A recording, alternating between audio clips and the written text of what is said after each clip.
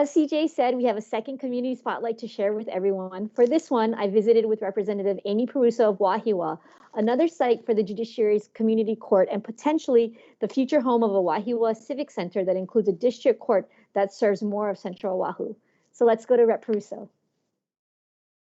Thank you, Rep. Perruso, for having me in your district. Can you explain to me where we are? Sure. Welcome to District 46. We are actually at the district court, and we're basically, this is the place where people come. This is our rural courthouse. I know that we're talking today a lot about the judiciary and our justice system, and I thought it was really important that we actually here have a discussion about something we're really proud of in Wahiawa, and that's our community court system and the program that we're working on with the judiciary.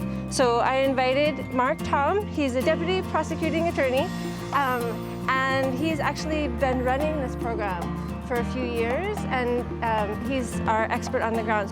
Thank you guys so much for having me, Rep. Yes, we are always super excited to be out here in Wahiawa, kind of preaching the gospel of community court and how we can help the community. All these agencies, public defender's office, prosecuting attorney's office, judiciary, seeing this increase of caseload and not really sure what we're going to do and how we're going to adjust to this.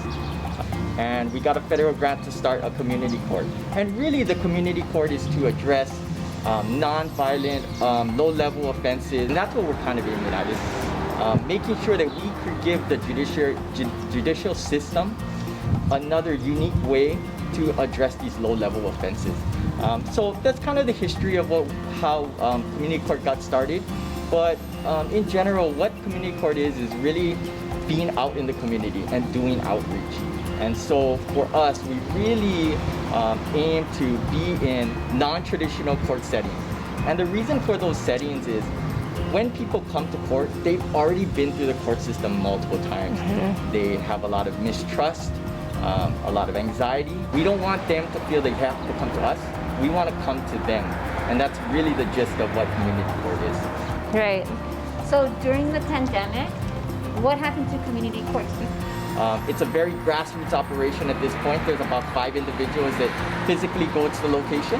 It's myself, the public defender's office, and the judiciary, a project manager from the judiciary, along with a social worker that go out to the location. We set up screens with projectors, and some individuals, if they do not have the technology through their phone to go onto a video conferencing, Zoom or WebEx, they can come in physically, and we social distance and we ensure that there's enough space and we don't have a lot of people there.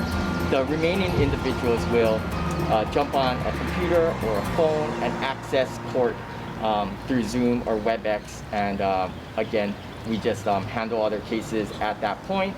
In addition, we still provide the social services, which is part of the outreach. So when they come into court, they're able to go into a breakout room with either IHS or legal aid, volunteer legal services. So any type of social services that they need, we make sure that they're provided that opportunity to get that wraparound services. Yeah, so part of why this is so important is because houselessness has become such an issue in our community, and it's really incumbent upon us to figure out ways to intervene, right? And to make it possible for people to move people back into you know, a more normal existence, to bring them back into society. And so many of the obstacles have to do with the justice system.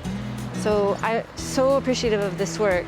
Now, are you still in conversation with folks in our houseless community? We are still working with some of the service providers, such as the Land Bridge, in ensuring that people are still allowed to access and utilize the programs that we have. Yeah, thank you for that. No problem. It's really hard, I think, right now, because the need is becoming even more profound. It's hard to figure out how to move forward, and part of it has to do with thinking about how long we might be in this moment, right? So how deeply do we have to plan for COVID? So, well, and I think even outside of COVID, though, what's been proven is that community outreach court is a way to get out to the community and actually access folks who may not have the means with which to get to downtown Honolulu.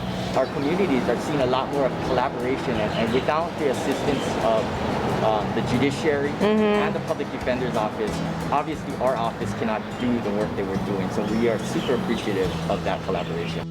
So, Rep. Perruso, where are we now? Okay. And what is this site all about? So this is the site of the existing Civic Center, but I brought you here because it's going to be the site for our new Civic Center, which is a partnership with the judiciary. It'll be a site for our courthouse and multiple state agencies. I also wanted to introduce you to Trish Sproat. She's working with the community and she's really trying to elevate that community engagement around this question. I think there are a lot of concerns, right? We talked about them in our last meeting, and I think maybe you can talk about the vision and then also like how you guys are thinking about addressing some of the concerns. Sure.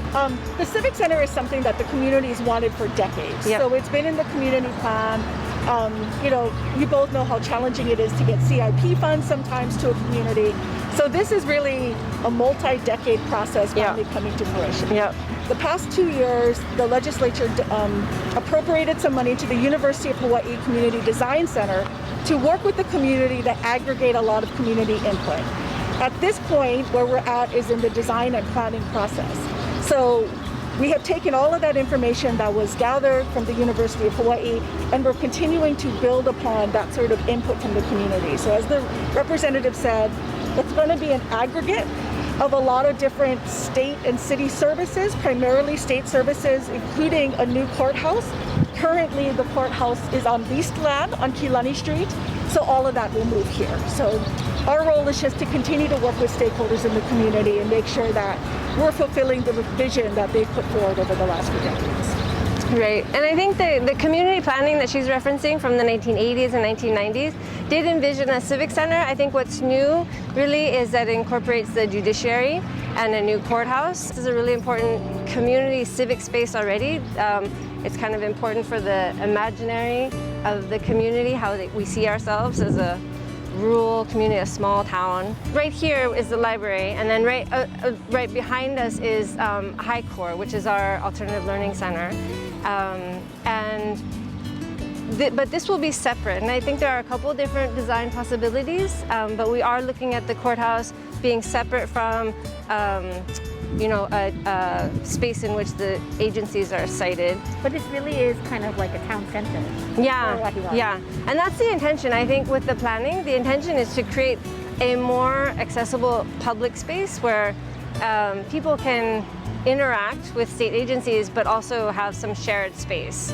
Can you speak, either of you, to the importance of this potential site, not just for Wahiawa, but maybe some of the neighboring rural areas? Yeah, so I think the idea would again be to aggregate services so all of central Oahu had better access to resources. So this actually used to be the site of the WIC services. The building burned down. So I think what you have is people have, made do. People are resilient. This is a very resilient community. So the idea is to make sure that all of these different services do have adequate space, are here available to the community. We're next to a mass transit center, so we're right next to the bus depot. So the idea is if people are coming by bus or they're walking, how can we create a single space where people can go to the library, work with DOE, get health and human services, take care of what they need to, and really sort of make this, continue to build this as a town center. So that's the vision. Well, I'm super excited for Wahiawa, and again, I'm excited about how this might be a center for other neighboring communities as well. Yeah, I'm really actually excited about the revitalization prospect, right? I think that it will give the center of town kind of a facelift, and I think it will help our small businesses that surround the area, so I'm excited about that. All right, thank you. Thank you.